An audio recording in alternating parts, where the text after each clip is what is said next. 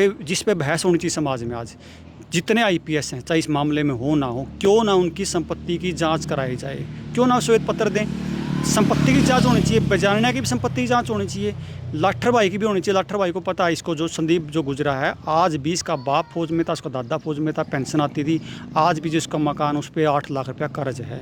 साथियों, फिलहाल हम पहुंचे लाडोत गांव में और आप देखने लग रहे हो कि हरियाणा में पहले आईपीएस पूर्ण सिंह ने सुसाइड करी और उसके बाद अब एएसआई संदीप लाठर ने, और सुशील नरवाल हमारे साथ में है जो अभी लाडोत गांव पहुंचे हैं, परिवार से मिलके आए हैं।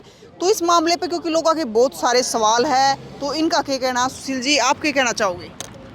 देखिए, अब मैं तो इसको आत्महत्या नहीं मानता, हमारे हिसाब से शहादत है।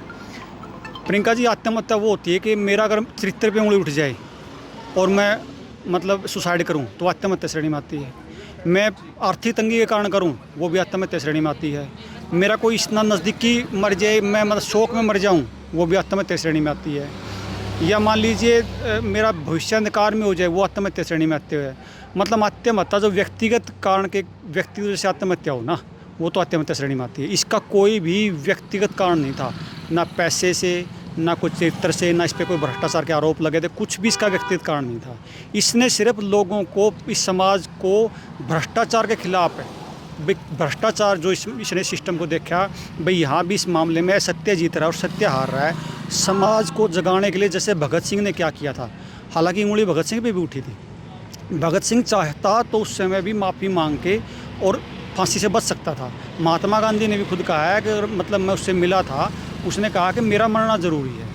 अगर वो भगत सिंह ने अपनी किताब में लिखा है कि मतलब अगर मैं ज़िंदा रहा तो मेरा जो वजूद है, मेरी जो एक लेवल है मेरा, वो आगे गिरता जाएगा।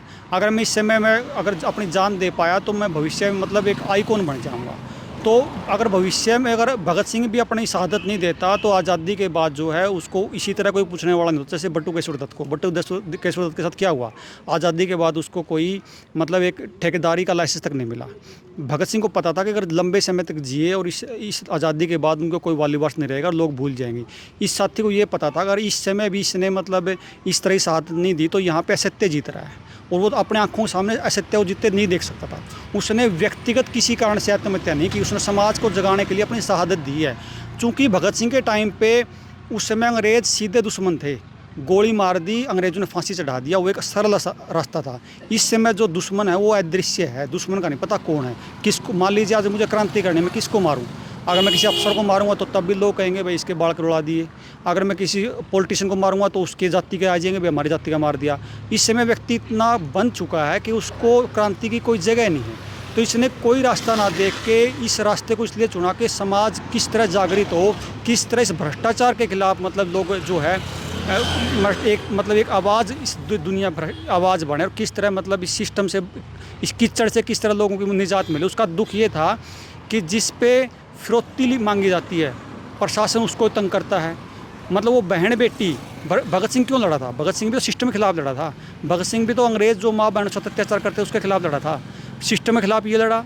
इसको पता है कि मतलब बहन बेटी के साथ ट्रांसफ़र के नाम पे शोषण हो रहा है, उस दुख के कारण ये इसने अपनी शहादत दी। सिस्टम के खिलाफ अपनी लड़ाई इसकी थी। ठीक है, उस टाइम जो अंग्रेज़ जो सरकार थी वो ब्रिटेन में बैठी थी, आज की सरकार जो वो दिल्ली और चंडीगढ़ में बैठी है, सिस्टम आज भी वही है। सिस्टम के खिलाफ इसने अपनी शहादत दी है, इसको आत्महत्या आप किसी रूप में नहीं कह सकते। लेकिन सुशील जी, इतने बड़े पदों पे जाके, जैसे पहले भाई पूर्ण ने सुसाइड करी, उसमें जातिगत दिखाया गया, और अब संदीप लाठर जी ने, देखो भ्रष्टाचार, मैं उसको उस आत्महत्या को मैं बिल्कुल स्पष्ट शब्दों में कह रहा हूँ कि उसको अपनी कमज़ोरी छुपाने के लिए वो सही में आत्महत्या, उसमें कोई दो राय नहीं। क्योंकि इसने जो भाई ने, जो लाठर साहब ने जो बात बताई कि वो सारा पैसे का लेन देन कैसे हुआ, सारी चीज़ें कैसे हुई, वो सारी चीज़ों में से बिल्कुल स्पष्ट निकल के आ रही है।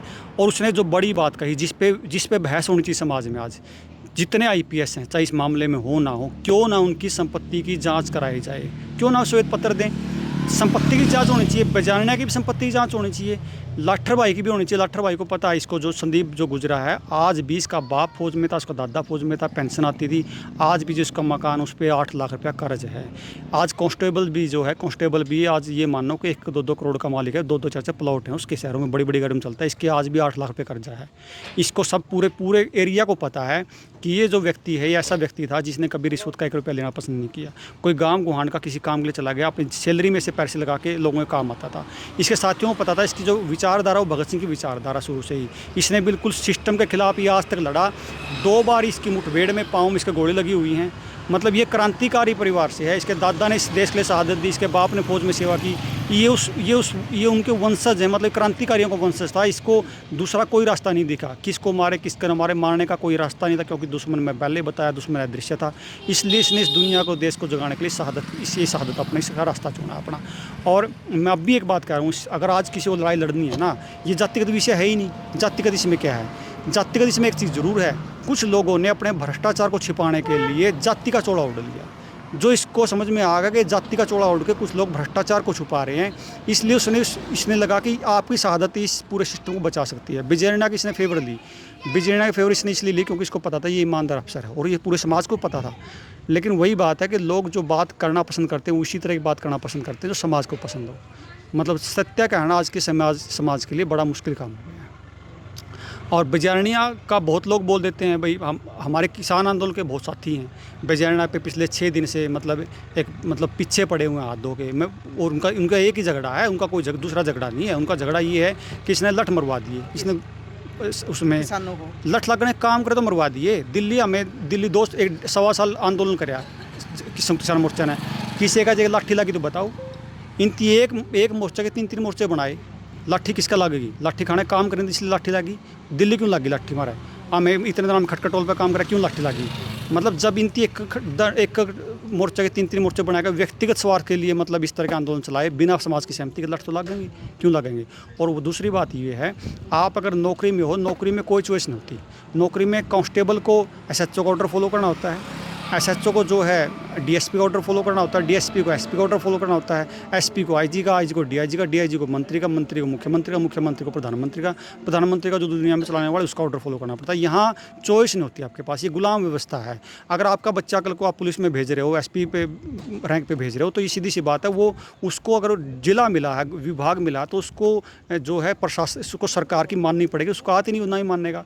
मैं तो एक बात और भी कहूँ, भाई जो पुलिस में है सबसे ज़्यादा हमारी जाति से हैं। आप 70% 60% बालक हमारी जाति से हैं। जब भी कोई आंदोलन होता है सबसे पहले वही सिर्फ उड़ते हैं। तो क्या उनको कल को समाज में बैठना बंद कर दें? क्या उनको घर में आना बंद कर दें, गांव में आना बंद कर दें, शादी ब्याह में बुलाना बंद कर दें? हमें पता है जब इसको नौकरी दिया तो काम तो नौकरी वाला ही करेगा, उसको नौकरी बचानी है। तो ये कोई बहाने हैं क्या आप लोगों के? मतलब मैं बल्कि इसकी जो शहादत का जिम्मेवार जो मानता हूँ, अगर समाज खड़ा होता, अगर मतलब ये जो YS पूर्ण सिंह के मामले में एक FIR हुई और FIR में दबाव की राजनीति के चलते SP बिजारनिया को सस्पेंड कराया गया, अगर समाज खड़ा होके मतलब ये कहता भाई जांच हो, SC/ST लगी है, SC/ST का मतलब ये कोई तरीका थोड़ा कि आपने भाई मान लीजिए कल कोई व्यक्ति पूरे हरियाणा के एक जाति के बोल के जी मेरी जो मौत के जुम्मेवार हैं सारी जाति के लोग हैं, एक जाति के, आप SC/ST लगा के पूरी जाति को जेल में डाल दोगे?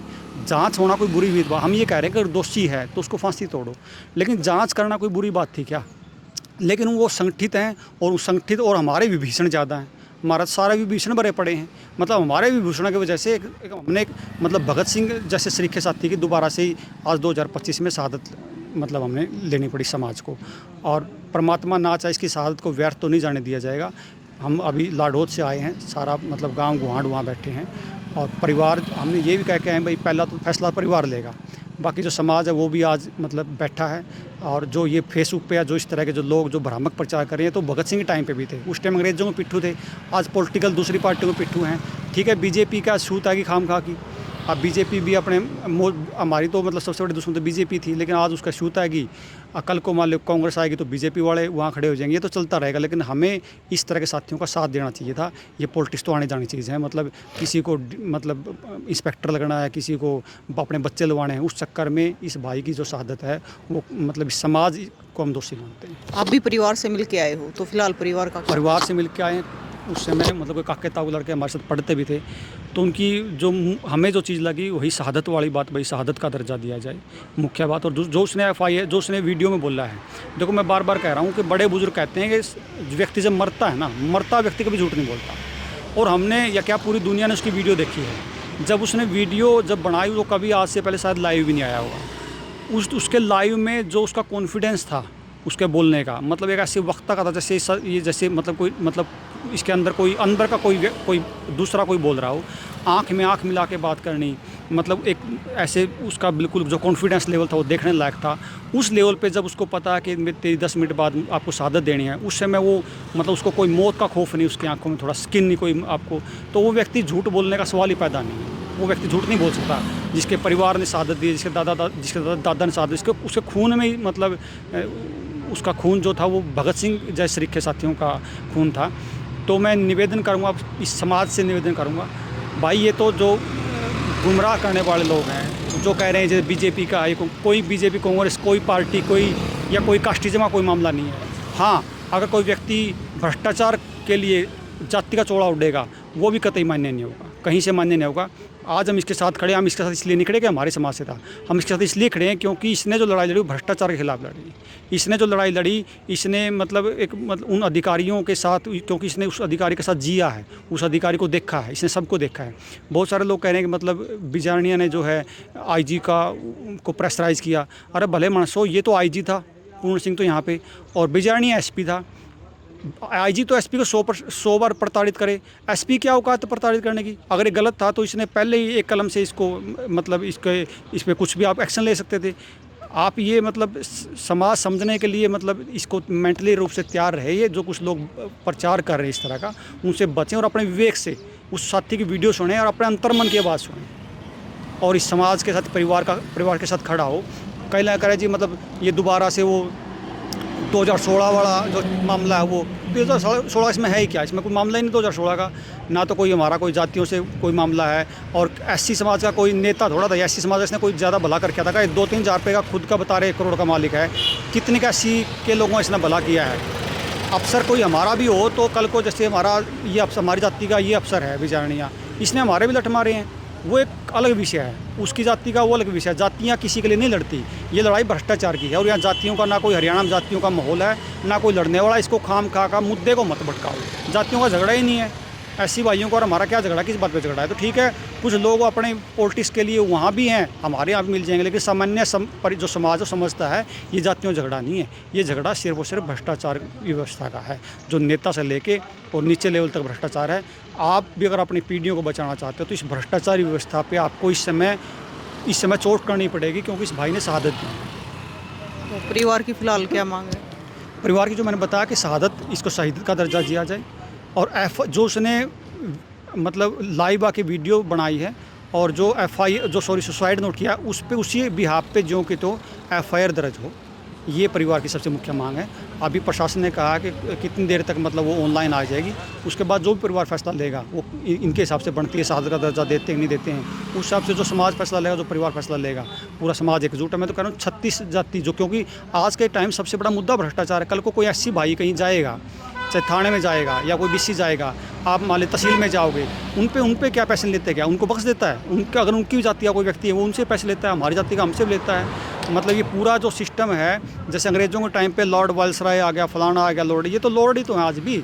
वो लूट के वहाँ इंग्लैंड वाली सरकार को देते थे, ये लूट के हरियाणा सरकार को, भारत सरकार को दे रहे हैं। व्यवस्था तो वही चलती आ रही है। तो सभी जातियों को, सभी साथियों को जो भ्रष्टाचार के खिलाफ लड़ाई लड़ना चाहते हैं उनको एकजुट होना पड़ेगा। यहाँ जातिगत का कोई मामला ही नहीं है।